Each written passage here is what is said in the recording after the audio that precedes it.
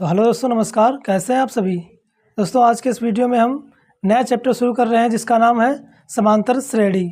ठीक है, इसके पहले के चैप्टर हम सभी सॉल्व कर चुके हैं जिसका लिंक डिस्क्रिप्शन में मिल जाएगा, देखना बिल्कुल भी ना भूलिएगा। तो आइए लेकर चलते हैं हम आपको चैप्टर 5 समांतर श्रेणी। तो पहले क्या करेंगे, हम समांतर श्रेणी के बारे में जानेंगे कि आखिर ये कौन सी बला है, इससे कैसे हमें निपटना है। तो वीडियो को लाइक कर दीजिए अभी और इसी वक्त वीडियो को लाइक कर दीजिए। अगर चैनल पर नए हैं तो सब्सक्राइब कर दीजिए और यार दोस्तों में शेयर कर दीजिए। उसके बाद मज़े लीजिए, मेरे साथ में पढ़ाई का आनंद लीजिए। ठीक है, तो आइए शुरू करते हैं हम।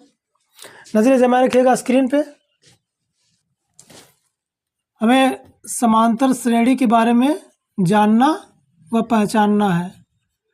तो ये समांतर श्रेणी आखिर क्या है। समांतर श्रेणी को हम शॉर्ट फॉर्म में एपी भी बोलते हैं। क्या बोलते हैं? एपी। इसको हम अंग्रेजी में कहते हैं अर्थमेटिक प्रोग्रेशन। क्या कहते हैं बच्चे? Arithmetic progression.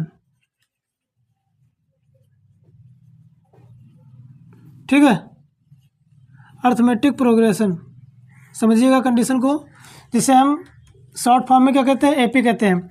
तो समांतर श्रेणी को हम एक उदाहरण से, एक एग्जाम्पल के द्वारा हम आपको समझाना चाहेंगे। जैसे एक हमने श्रेणी ले ली, जैसे 2, एग्जाम्पल है ये 2, 6, 4, 6, 8, 10 एंड सो ऑन।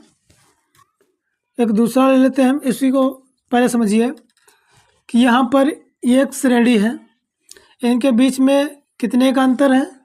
2 का अंतर है। इनके बीच में 2 का अंतर है, इनके बीच में 2 का अंतर है, यानी सभी पदों के बीच में 2 का अंतर है। तो इस प्रकार की जो श्रेणी होती है उसे कहते हैं हम समांतर श्रेणी। नाम समझिए, समान अंतर। अंतर क्या है? समान है। सभी पदों के बीच का जो अंतर है वो समान है, तो इसे क्या कहेंगे हम? समांतर श्रेणी। ये हमारी समांतर श्रेणी है। समझ गए? अब दूसरे नंबर पे एक और एग्जांपल ले लेते हैं, उसको समझिएगा कि 1, 3, 4, 5, 9 इस प्रकार से ले ली हमने डॉट डॉट। अब यहाँ पर देखते हैं कितने का अंतर है? 3 का अंतर है, 2 का अंतर है, और यहाँ पर 1 का अंतर है, यहाँ पर 1 का अंतर है, यहाँ पर 4 का अंतर है। तो इनके बीच का अंतर क्या समान है? इनके बीच का जो अंतर है वो असमान है ना। यहाँ पर भाई 2 का अंतर, यहाँ 1 का अंतर, 1 का अंतर, यहाँ 4 का अंतर। तो इनके बीच का जो अंतर है वो असमान है। कैसा है? असमान है। यहाँ पर समान है, इसलिए ये क्या है? समांतर श्रेणी है। ये समांतर श्रेणी नहीं है। समझ गए या नहीं? अब इतना तो बता दिया हमने। अच्छा, इनके बीच का जो अंतर होता है उसी को कहते हैं हम सार्वंतर। क्या कहते हैं? सार्वंतर कहते हैं, जिसे हम डी से प्रेजेंट करते हैं। सार्वंतर। सार्वंतर को हम डी से प्रेजेंट करते हैं, और डी जो होता है वो समान होना चाहिए। कैसा होना चाहिए? समान होना चाहिए। अगर समान है तभी, अगर समान है तभी एपी होगा। अगर समान है, अगर डी का मान समान है तभी एपी होगा, यानी समांतर श्रेणी होगी। ठीक है, तो इतना समझ गए। अब उसके बाद में हम देखते हैं कि यदि कोई श्रेणी इस प्रकार से दे रखी है, समांतर श्रेणी, मान लीजिए श्रेणी जो है हमारी एपी, ऐसे लिखेंगे, जो एपी है, मान लीजिए इसी को हम ले लेते हैं 2, 4, 6, 8, 10 एंड सो ऑन। तो इसका जो प्रत्येक पद होता है उसके नाम होते हैं। ये जो पहला पद है इसको हम A1 से प्रदर्शित करते हैं, दूसरा पद A2, A3, A4, A5 आगे भी, है ना। तो जो ये तुम्हारा A1 होता है, A1 को हम A भी लिखते हैं, A1 को A भी लिखते हैं, दूसरा पद A2, तीसरा पद A3, चौथा पद A4, पांचवा पद A10। इस प्रकार से ये नाम होते हैं, यानी व्यापक रूप होता है, श्रेणी का व्यापक रूप होता है। जैसे आपने द्विघात समीकरण में किसी द्विघात समीकरण का जो व्यापक रूप होता है वो ax² + bx + c पढ़ा है ना, बराबर 0। उसी प्रकार जो हमारी समांतर श्रेणी होती है उसका भी क्या होता है, ये व्यापक रूप ही होता है। इससे हम तुलना कर लेते हैं। अब आता है उसके बाद nवां पद। इस श्रेणी में n होता है, n जो ये n होता है इसे कहते हैं हम पदों की संख्या। क्या कहते हैं, पदों की संख्या कहते हैं। जैसे हमारे 1 2 3 4 5 श्रेणी में कितने पद हैं, 5 है, तो n बराबर कितना हो जाएगा, 5 हो जाएगा। यानी n क्या होता है, पदों की संख्या होता है। अब आगे आता है nवां पद an। एक आता है an क्या होता है, nवां पद। ये जो an होता है nवां पद होता है, इसका फार्मूला होता है हमारे पास। nवें पद का फार्मूला जो होता है, nवें पद का सूत्र जो होता है वो होता है an बराबर a + n-1 × d। ये होता है। a क्या है, प्रथम पद है, n क्या है, पदों की संख्या, d क्या है, सार्वंतर। ठीक है, तो सार्वंतर जो हम निकालते हैं ना, वो दूसरे पद से प्रथम पद को घटा के निकालते हैं। 4 से 2 गया 2, 6 से 4 गया 2, 8 से 6 गया 2, 10 से 8 गया 2। तो सार्वंतर जब भी निकालते हैं तो दूसरे वाले पद से प्रथम पद को घटाया जाता है। सार्वंतर जो होता है, सार्वंतर d जो होता है वो a2 - a1 दूसरे पद से प्रथम पद को घटा के, है ना, या a3 - a2 इस प्रकार से हम सार्वंतर ज्ञात करते हैं। और जो प्रथम पद होता है a, उसको हम पहला तो हमारा दिया ही होता है। ठीक है, तो इतना समझ गए। अब उसके बाद में हमें जैसे कि मान लो कोई पद निकालना पड़े,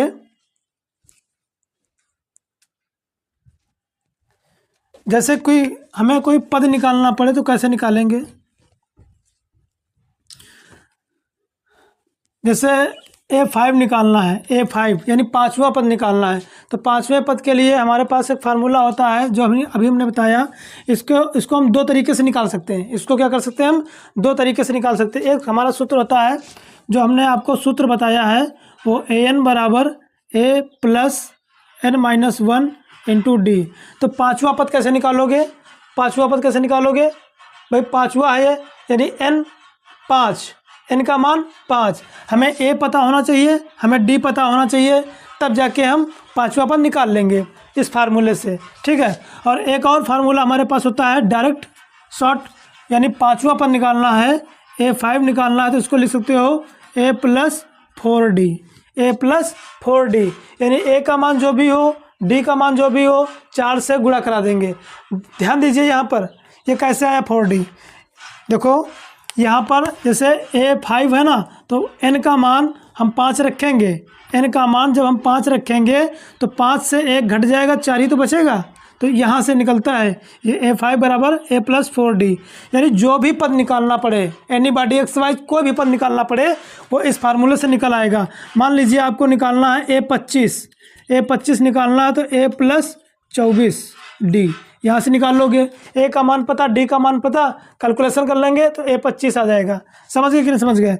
मान लो हमें निकालना है A70, तो क्या लिखेंगे हम, a + 69d, यानी एक कम करके।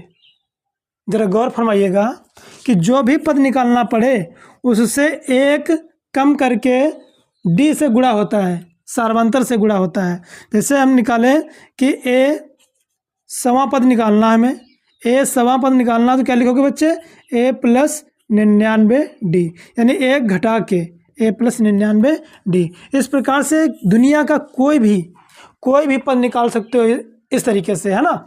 तो आई होप इतना समझ में आ गया होगा, ये बेसिक जानकारी थी। और ये हमारा जो एनवां पद होता है, एनवां पद को हम कभी कभी अंतिम पद भी बोल देते हैं। इसको जो है कभी कभी अंतिम पद भी बोलते हैं, अंतिम पद, है ना। अंतिम पद को हम एल से प्रदर्शित करते हैं, किससे? एल से प्रदर्शित करते हैं। तो इतनी जानकारी थी समांतर श्रेणी की, ठीक है। तो आई होप समझ में आ गया होगा। हमने बताया कि समांतर श्रेणी क्या होती है। ऐसी श्रेणी जिनके बीच सार्वंतर समान होना चाहिए उसे हम समांतर श्रेणी कहते हैं। अगर उनके बीच का सार्वंतर समान नहीं है तो वो समांतर श्रेणी नहीं कहलाएगी। सार्वंतर निकालना कैसे है? दूसरे पद से प्रथम पद को घटा के, है ना, यानी बड़े वाले से छोटा वाला घटा के वहाँ से हम सार्वंतर निकाल लेते हैं। बात समझ में आई कि नहीं आई? ये फार्मूला हमारा है, an बराबर a + n-1 इंटू डी, nवें पद का फार्मूला है।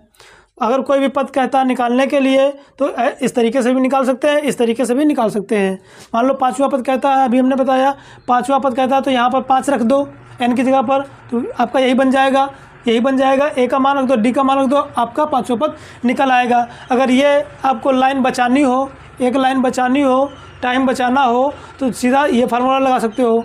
कोई भी निकालना है, a15 निकालना है, अगर a15 निकालना है तो क्या लिखोगे? a + 14d।